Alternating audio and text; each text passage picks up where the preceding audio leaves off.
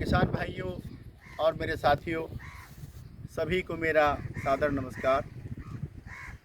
साथियों, आज मैं आपको ये बताना चाहता हूँ कि पुराने ज़माने में जब हमारे बुजुर्ग धरती पर खेती करते थे, उस समय हमारे प्राकृतिक संसाधनों की और जैविकता की क्या स्थिति थी, और जब आज मौजूदा वक्त में हम इस धरती पर खेती कर रहे हैं, इस वक्त हमारे प्राकृतिक संसाधनों की और जैविकता की क्या स्थिति है, मैं आपका उस तरफ ध्यान आकृष्ट करना चाहता हूँ।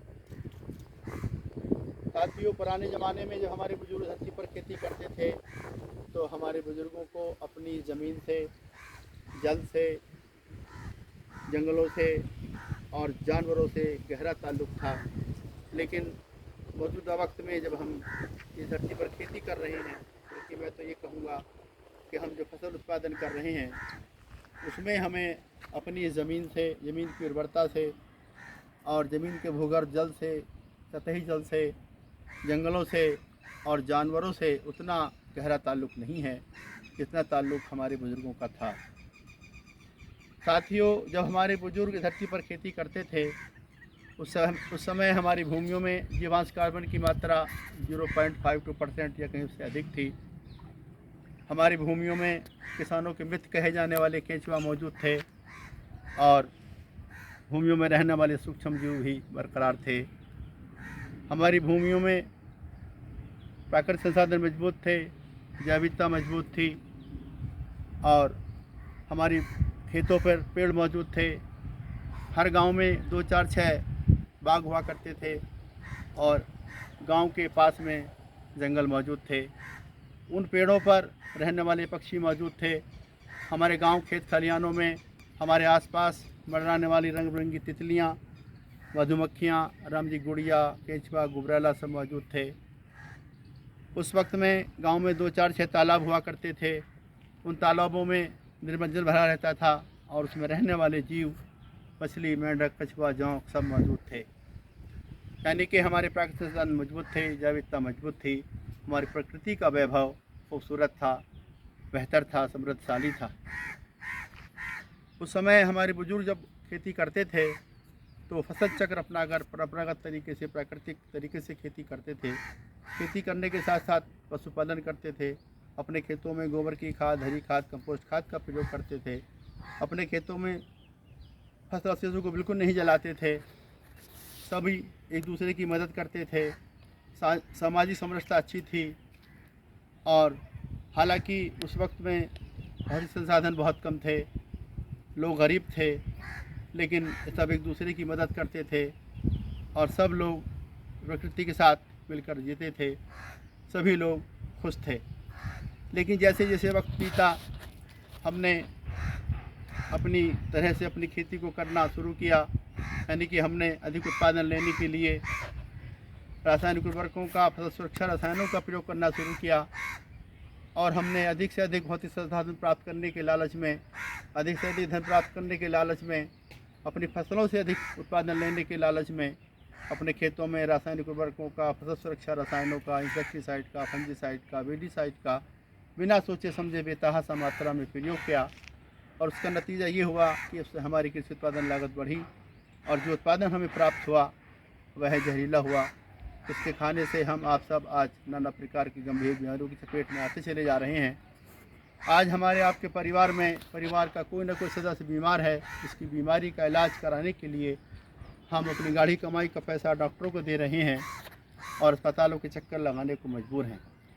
हमारी आजकल की खेती की प्रवृत्ति यानी कि रासायन आधारित खेती करने की वजह से हमारा अपना स्वास्थ्य ही खराब नहीं हुआ है, बल्कि हमारी मिट्टी का स्वास्थ्य खराब हुआ है, हमारे पशुओं का स्वास्थ्य खराब हुआ है, पर्यावरण प्रदूषित हुआ है, पानी प्रदूषित हुआ है, जलवायु परिवर्तन हुआ है, मौसम परिवर्तन हुआ है, हमारे प्राकृतिक संसाधन क्षीण हो गए हैं, हमारी जैव विविधता कमज़ोर हो गई है और अब तो यहाँ तक कि हमारे खाने में भी स्वाद नहीं बचा है।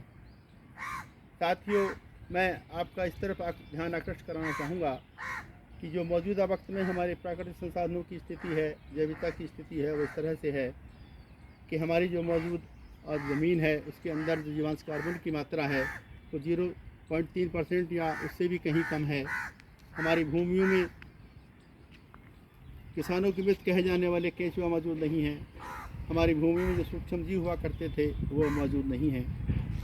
हमारे गांव के आसपास, खलिहानों के आसपास जो गहरे तालाब थे वो मौजूद नहीं हैं। अगर तालाब हैं तो उसमें पानी नहीं है, अगर पानी है तो इतना गंदा है कि उसमें रहने वाले जीव, मछली, मेंढक, कछुआ, जोंक मौजूद नहीं हैं। हमारे खेतों पर पेड़ नहीं हैं। जो हमारे गांव में पहले 2, 4, 6 बाग हुआ करते थे वो बाग भी नहीं हैं। हमारे गांव के पास जो जंगल हुआ करते थे वो जंगल भी मौजूद नहीं हैं। और उन पेड़ों पर रहने वाले जो पक्षी थे, जैसे गौरैया, तोता, मैना, तीतर, बटेर, बुलबुल, हुदहुद, गिद्ध, हंसारस, वो भी अब हमारे बीच से नज़ारत हैं। और न जाने कितने पशु पक्षी जीव जंतु हमारे बीच से विलुप्त होते चले जा रहे हैं।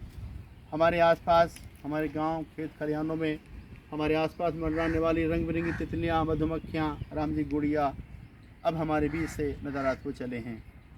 साथियों, हमें इस बात पर मनन करने की ज़रूरत है कि पुराने समय में हमारे बुजुर्गों के ज़माने में हमारी प्राकृतिक संसाधनों की स्थिति कैसी थी और मौजूदा वक्त में हमारी प्राकृतिक संसाधनों की स्थिति क्या है। हमारे बुजुर्गों के ज़माने में हमारी जैव विविधता की स्थिति क्या थी और मौजूदा वक्त में जब हम खेती कर रहे हैं जैव विविधता की क्या स्थिति है, उसे अपने आप में हमें मूल्यांकन करने की ज़रूरत है। और हमें ज़रूरत है कि हम भी अपने बुजुर्गों की तरह अपनी ज़मीन से, अपने जल से यानी कि भूगर्भ जल से, सतही जल से, अपने जंगलों से यानी कि पेड़ों से और पशु पक्षियों से और इसके साथ साथ जानवरों से हमें उतना ही लगाव, उतना ही ताल्लुक़ होना चाहिए जितना हमारे बुज़ुर्गों से था। साथियों, हमें चाहिए कि हम अपने बुज़ुर्गों की तरह अपने खेतों में परंपरागत तरीके से, प्राकृतिक तरीके से फसल चक्र अपनाकर खेती करें और अपने खेतों में गोबर की खाद का प्रयोग करें। खेती करने के साथ साथ पशुपालन करें, फसल अवशेषों को बिल्कुल न जलाएं।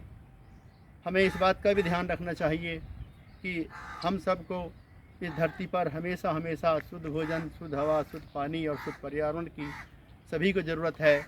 अगर हम अपने ज़मीन से, जल से, जंगलों से, जानवरों से ताल्लुक़ रखेंगे, उन्हें बरकरार रखेंगे, यानी कि प्राकृतिक संसाधनों को, जैव विविधता को बरकरार रखेंगे, तो ये शुद्ध पानी, शुद्ध जल, शुद्ध हवा, शुद्ध भोजन और शुद्ध पर्यावरण हमें निरंतर मिलता रहेगा और हम इस धरती पर खुशी के साथ जी सकेंगे। मैं आखिर में ये भी कहना चाहूँगा कि आज मौजूदा वक्त में हमें ज़रूरत है कि हम अपने प्राकृतिक संसाधनों को और जैव विविधता को संभाल कर रखें ताकि हम और हमारी औलादें इस धरती पर हमेशा हमेशा खुशी के साथ जी सकें। साथियों, आखिर में मैं ये भी आपको याद दिलाना चाहता हूँ कि ये खेती जो है, ये संस्कृति है कि खेती जो है कॉमर्शियल नहीं है, यानी कि खेती अर्थशास्त्र का विषय नहीं है। ये खेती दर्शन शास्त्र का विषय है। ये खेती बिजनेस नहीं है।